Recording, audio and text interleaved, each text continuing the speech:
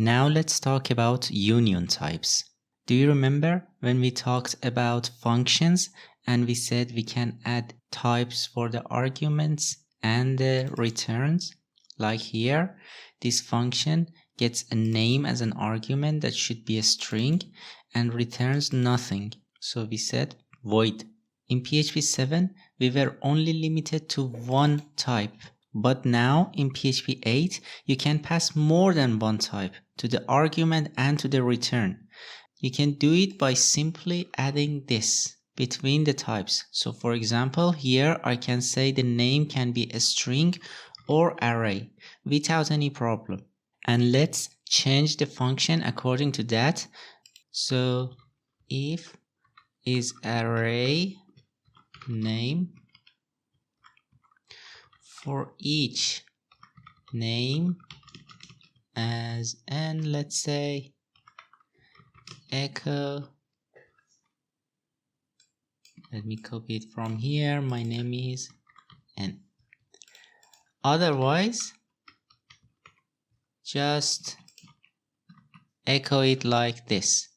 I did this because if I try to echo array, it would give me an error. But this way we are echoing each item in the array separately, and we can also add a PHP end of line to have a cleaner output.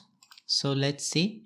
Here I only have one name, PHP 8 index.php, and I'll get AMIR. But let's see what would happen if I pass two names like AMIR, Alex. Perfect. It goes to this part of the code and echoes the name separately. But if I hadn't written array as part of the argument, I would get an error that you are passing an array, but it should be a type of a string. Union types are very powerful. For the return types, we can do the same as well. We can say this function might return a string, might return array. Here we can create an array, result equals to an empty array, and instead of echoing everything, we would add that to the array. Or we can return this string. And then return this array as well. So now, if we var dump this whole thing, it would give us an array. If we pass an array as an argument, and let's say we pass a name, and it would return a string. So we could use this union types both in the argument and in the return types. It's very powerful, and it helps us write cleaner codes and better functions. But there are a few things that we should notice, so let's talk about them.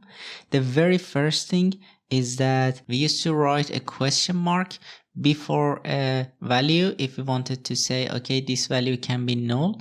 But now with the union types, you can simply add null. So now we know that this name can also be null, or we can even add a default value of null to it. So it works perfectly fine. The other thing is that the return type can be void if we are not returning anything. But if you are using union types, it cannot include void. So here, as you can see, even my IDE tries to give me an error. Like if you are using this structure, you cannot use void. The other thing is that when you are using union types, you cannot use two types of the same types. It's reasonable not to be able to use that. Why would we use that? The next thing is that we can use bool for boolean values like false and true, but this would include both of them. Sometimes we only want to include one of them. So I want to accept false only or true only. We can write false, but the thing with this kind of types like false or true only is that you have to use it with other types. I cannot simply write false here. I can write string or false. In certain type of function, this can be very helpful. We can do the same for return type as well. And the last thing is that, do you remember a few seconds ago I said we cannot have two of the same types with this union type structure? We cannot have bool and false as well, because this one includes both of them, and then we are trying to include only one of them. It doesn't make sense. So it's natural to get an error if we use it like this. That's it. That's union types. It's very simple and it's very powerful. Let's continue with our course.